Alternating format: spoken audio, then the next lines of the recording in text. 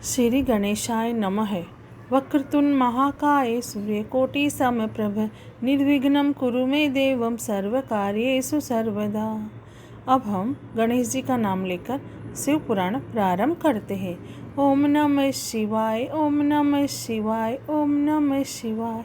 भोले बाबा को, शंकर भगवान को कोटि कोटि प्रणाम।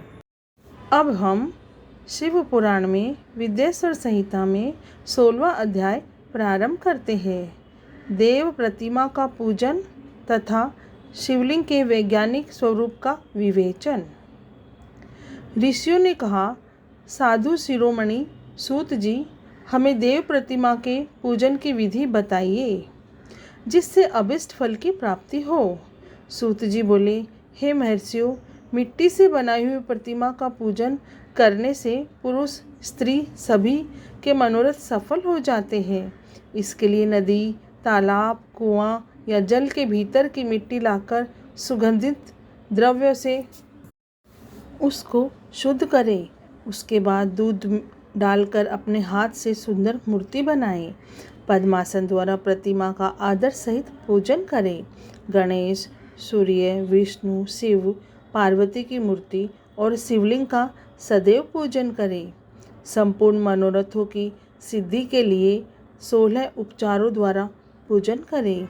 किसी मनुष्य द्वारा स्थापित शिवलिंग पर 1 सेर नैवेद्य से पूजन करें।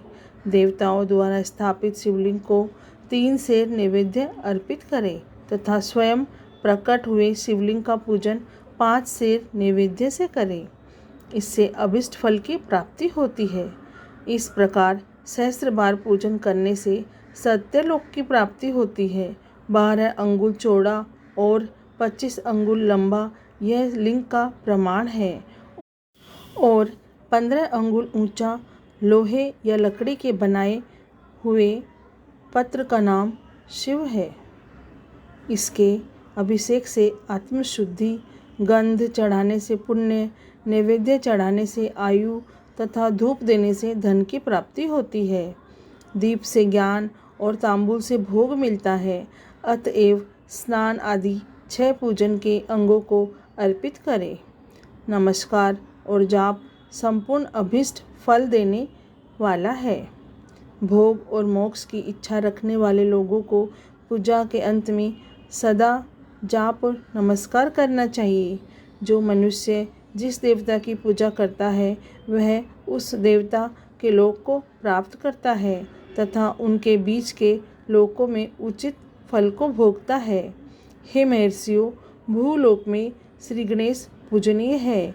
शिवजी द्वारा निर्धारित तिथि, वार, नक्षत्र में जो विधि सहित इनकी पूजा करता है उसके सभी पाप व शोक दूर हो जाते हैं और वह अभिष्ट फलों को पाकर मोक्ष को प्राप्त करता है। यदि मध्याह्न के बाद तिथि का आरंभ होता है तो रात्रि तिथि का पूर्व भाग पितरों के श्राद्ध आदि कर्म के लिए उत्तम होता है तथा बाद का भाग दिन के समय देव कर्म के लिए अच्छा होता है। वेदों में पूजा शब्द को ठीक प्रकार से परिभाषित नहीं किया गया है। पू का अर्थ है भोग और फल की सिद्धि जिस कर्म से संपन्न होती है उसका नाम है पूजा। मनोवांछित वस्तु तथा ज्ञान अभिष्ट वस्तुएं हैं। लोक व वेद में पूजा शब्द का अर्थ विख्यात है। नित्य कर्म भविष्य में फल देने वाले होते हैं। लगातार पूजा करने से शुभकामनाओं की पूर्ति होती है तथा पापों का क्षय होता है। इसी प्रकार विष्णु भगवान अन्य देवताओं की पूजा उन देवताओं के वार, तिथि, नक्षत्र को ध्यान में रखते हुए 16 उपचारों से पूजन एवं भजन करने से अभिष्ट फल की प्राप्ति होती है। शिव जी सभी मनोरथों को पूर्ण करने वाले हैं। महाआद्रा नक्षत्र अर्थात माघ कृष्णा चतुर्दशी को शिवजी का पूजन करने से आयु की वृद्धि होती है। ऐसे ही और भी नक्षत्रों, महीनों तथा वारों में शिवजी की पूजा व भोजन भोग और मोक्ष देने वाला है। कार्तिक मास में देवताओं का भजन विशेष फलदायक है। विद्वानों के लिए यह उचित है कि इस महीने में सब देवताओं का भजन करें। संयम व नियम से जाप, तप, हवन और दान करें। क्योंकि कार्तिक मास में देवताओं का भजन सभी दुखों को दूर करने वाला है।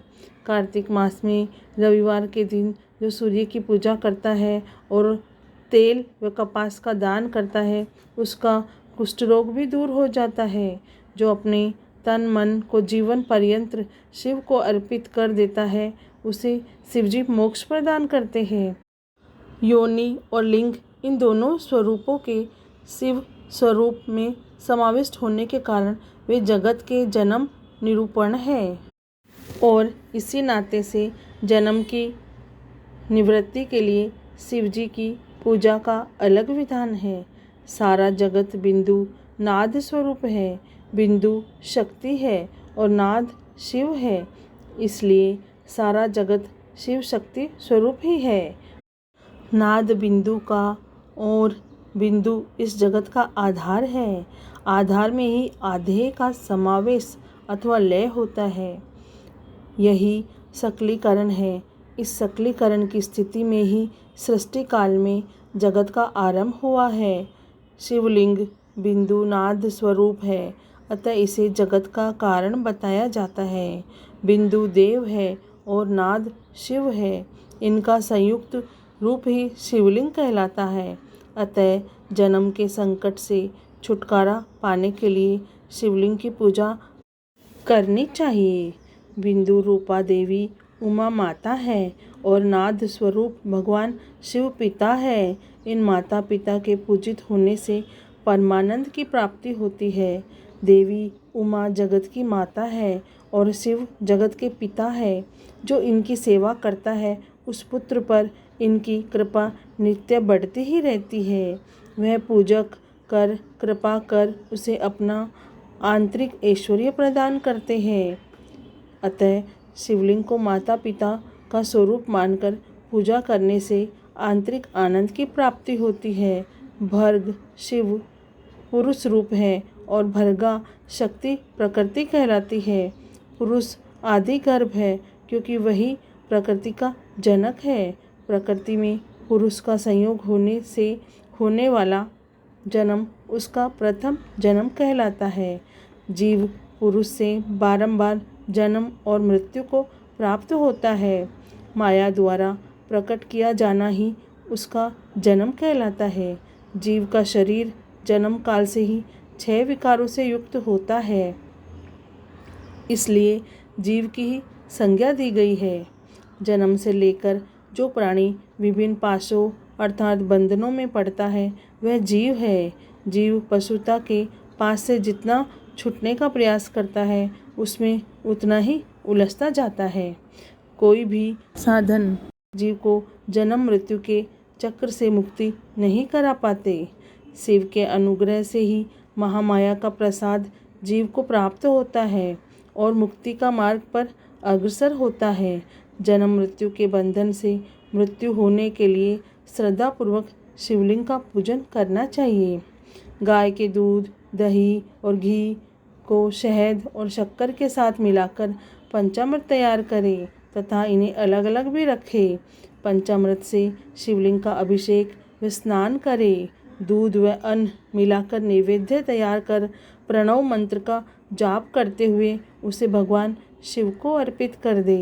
प्रणव को ध्वनि लिंग, स्वयंभूलिंग और नाद स्वरूप होने के कारण नादलिंग तथा बिंदु स्वरूप होने के कारण बिंदुलिंग के रूप में प्रसिद्धि प्राप्त है।